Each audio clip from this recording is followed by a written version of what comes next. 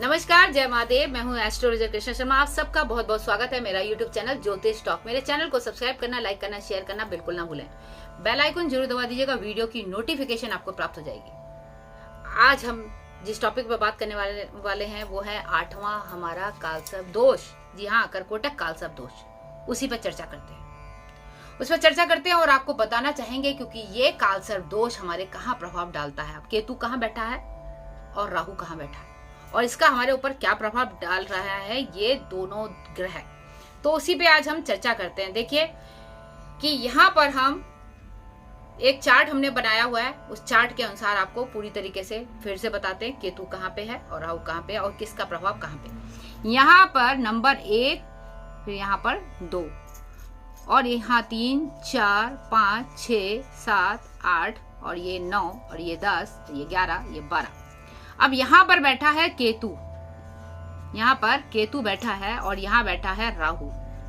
यानी कि यहाँ आपके धन भाव पर, आपके वाणी पर, आपके कह सकते हैं कि व्यक्तित्व को भी थोड़ा सा देखता है। तो यहाँ पर जो है आपके वाणी, आपके स्वर पर बैठा है केतु, आपके धन भाव में बैठा है केतु। इसके बाद अष्टम भाव में, यहाँ पर आयु भाव में बैठा है राहु। तो ये दोनों के दोनों जो आपके ऊपर जो प्रभाव बना के दिखा रहे हैं वो ये बता रहे हैं कि ये जो योग है वो आपके जीवन में कहाँ प्रभाव डालता है। सबसे पहले आपकी वाणी पे, आपकी वजह से लोगों के बीच में वाद विवाद ना भी हो रहा हो तो आपकी वजह से हो जाए, ऐसी चीज है। दूसरा जो है आपके विवाह संबंधी बातें भी शायद बहुत देर से होती है। आपकी विवाह में जो देरी होती है वो बहुत जबरदस्त होती है। अगर हो गई तो हो गई, मगर ज्यादा दिन टिकती नहीं है। आप जैसे लोगों को कहा जाता है कि आप जैसे लोग अगर साझेदारी से किसी के साथ में काम करते हैं तो साझेदारी का काम बिल्कुल ना करें, क्योंकि कहीं ना कहीं आपको परेशानी उठानी पड़ सकती है। शिक्षा में आपके बाधा रहती है। इसके अलावा धन कमाने में, पैसे में, यहाँ सारी चीजें, आर्थिक स्थिति भी आपकी कमजोर, धन कमाने में भी कोई ना कोई परेशानी आपकी रहती है। आप जैसे लोगों को ये सलाह दी जाती है कि आप कभी भी कोई भी गाड़ी अगर आप खरीद रहे हैं, क्योंकि अष्टम में बैठा राहु ये हमें संकेत करता है कि आप अपनी कोई भी वाहन नहीं खरीदें अपने नाम से।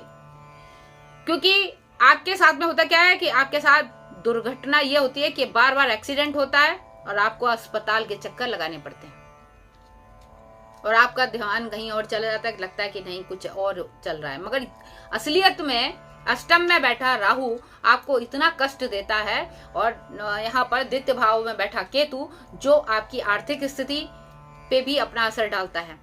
आपका ज्यादातर बीमारी, जो चोट लग रही है या आपके साथ में कोई दुर्घटना हो रही है, उसके ऊपर खर्च हो रहा है, आपके पास टिकता नहीं है। और विवाह भी देरी से हो रही है, आर्थिक हानि भी हो रही है। डर मन में सताए रहता है, कोई ना कोई आपके अंदर ऐसा सताए रहता है कि कोई आपका, जैसे कि ज्यादातर आपकी चोरियां भी, आपकी बहुत सारा सामान चोरी होता है। आपकी कोई भी कीमती चीज हो, चाहे वो गाड़ी हो, चाहे आपके ज्वेलरी हो, कोई ना कोई आपके साथ में जो चीजें हैं वो आपकी गुम होती रहती है, कोई ना कोई चुरा लेता है। इसके अलावा जो है आपके प्रियजनों के साथ में आपका जो संबंध है वो अच्छा नहीं रहता।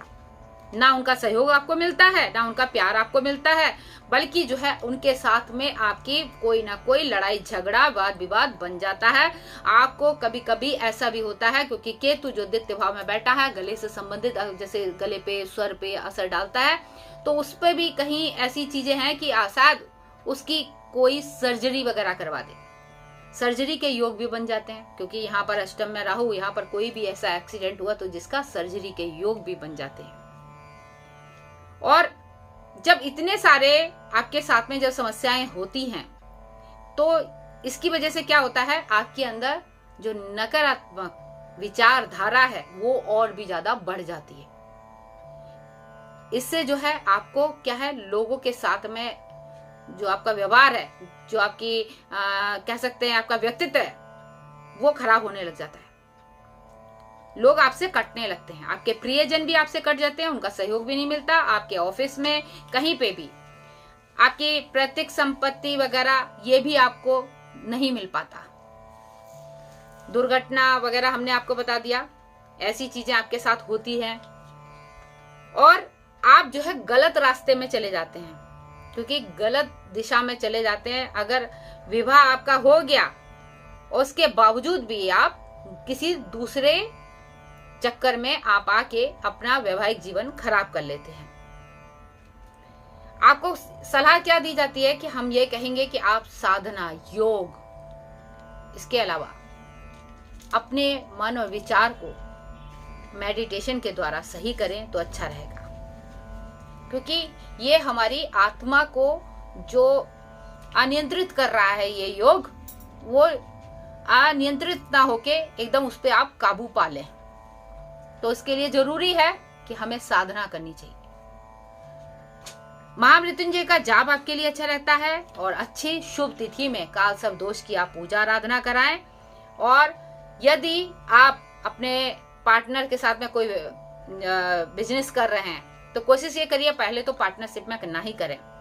अगर कर रहे हैं तो उससे थोड़ा सा, कहीं वो आपके साथ कोई ना कोई धोखा कर सकता है, तो उससे थोड़ा दूरी बना के रखें। बुरी आदतों का आप बिल्कुल सेवन ना करें, यानी उनका अपने ऊपर प्रभाव ना आने दें। अन्यथा क्या है, आपके ऊपर जो प्रभाव है, जो असर है, वो आपको दिक्कत दे सकता है, जिसकी वजह से जीवन में कहीं ना कहीं आपको दिक्कत होती ही होती है।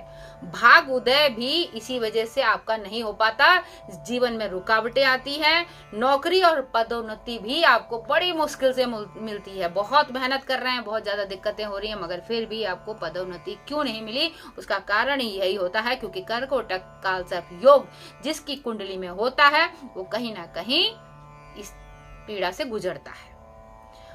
अब कई लोग जैसे हमसे पूछ रहे हैं कि काल सर्प दोष जो है क्या सभी के ऊपर ऐसे होता है, तो मैं एक चीज मैं आपको बताना चाहूंगी। ये मैं आपको चाहूंगी कि मैं कल पूरा विस्तार से अपने जो 9वां जो काल सर्प दोष पे जब चर्चा करूंगी तो बताऊंगी उसमें कि जब आसमान पे जब इन ग्रहों के योग अपना एक समूह बनाते हैं, जो योग बनता है आसमान में, उस समय सितारे जो आपके बन रहे होते हैं, उस दौरान आप जन्म ले रहे होते हो, उसका प्रभाव आपके ऊपर बनता है। हमारे पितरों द्वारा किया गया जो कोई भी, अगर कोई गलती हो गई है, पितरों ने हमारी कोई गलती कर दी है, हमने पितरों का दिल दुखाया या उनकी पूजा आराधना नहीं की या उनके नाम का दान पुण्य नहीं करा, तो उसका कष्ट किसको झेलना पड़ता है? अपने जो होने वाली संतान को, जिसकी वजह से जब उसको पीड़ा होती है तो माँ बाप को भी पीड़ा होती है। जीवन में तरक्की के रास्ते बंद हो जाते हैं। और ये हर किसी के पत्री में काल सर्प दोष होता है, मगर इसका मतलब ये नहीं कि इस काल सर्प दोष का हमेशा अशुभ प्रभाव भी रहता है। अधिकतर कई लोगों को हमने ये देखा है, यानी कि 49 एज के बाद, यानी कि जब सारी चीजें खत्म हो जाती है तो कोई फायदा ही नहीं है, तो 49 एज के बाद आपके ऊपर से इसका असर थोड़ा कम होने लगता है, मगर तब तक जिंदगी एकदम खराब हो चुकी होती है। तो बेहतर होता है समय रहते आप इसके उपाय करवा लें। इसके अलावा आपने एक छोटे से नाग और नागिन दोनों को आपने छोटी सी उसकी चाहे प्रतिमा ले लीजिए, जैसे बना के उसको आपने भगवान शिव के मंदिर में, आपके अगर छोटा सा आपके घर में शिवलिंग है तो उसके ऊपर आप स्थापित करके उसकी पूजा आराधना करें। और हमेशा याद रखिएगा क्या करना है, महामृत्युंजय का जाप तो आप करें, मगर चंदन का आपने साबुन है उसको इस्तेमाल करना है। चंदन का इत्र जो है उसको अपने इस्तेमाल करना, पहले भगवान भोलेनाथ को लगाए फिर अपना लगाए, आपके लिए बेहतर रहेगा। मोर पंखी अपने पास रखें चंदन का इत्र लगा के, तो इससे जो है आपके ऊपर जो कर्कोटक काल सर्प दोष की जो पीड़ा है वो आपकी पीड़ा कम होने लग जाती है। जो पूजा पाठ कर रहे हैं, उपाय कर रहे हैं, वो एक तरीके से फिर धीरे धीरे समाप्त हो जाती है। उसके शुभ योग आपके जीवन में अच्छा प्रभाव डालते हैं, क्योंकि ये शुभ योगों को निगल जाते हैं। जो अच्छे हमारे ग्रह हैं उनके अच्छा प्रभाव चल रहा है, अच्छी दशा चल रही है, अच्छा सब कुछ चल रहा है, उच्च के होके बैठे, मगर फिर भी कहीं ना कहीं वो हमें अच्छा प्रभाव नहीं दे पा रहे हैं। कई लोग पत्री देखते कहते हैं बहुत अच्छा प्रभाव है, मगर ऐसा क्यों हो रहा है? उसका कारण यही होता है जब ऐसे ग्रह बैठे होते हैं तो ये सारे शुभ प्रभावों को निगल लेते हैं। तो उसी से संबंधित आज हमने जो आपको वीडियो बना के, चार्ट बना के दिखाया, वीडियो बनाया है, उम्मीद करती हूँ आपको अच्छा लगे। तो आप कमेंट्स बॉक्स में जरूर लिखिएगा। आगे इस वीडियो को शेयर करना चाहे तो जरूर करिए, क्योंकि मैं चाहती हूँ ये चीजें औरों तक जाए। हमने पूरा विस्तार से आपको समझाया है, बाकियों जो काल सब रह गए हैं उनके ऊपर भी हम चर्चा करेंगे। तब तक के लिए ये कहेंगे हमारे साथ अंत तक बने रहने के लिए आप सबका दिल से धन्यवाद। और जाते जाते यही कहेंगे स्वस्थ रहें, मस्त रहें, भगवान भोलेनाथ आप सभी पर अपनी कृपा बना के रखें। हर हर महादेव।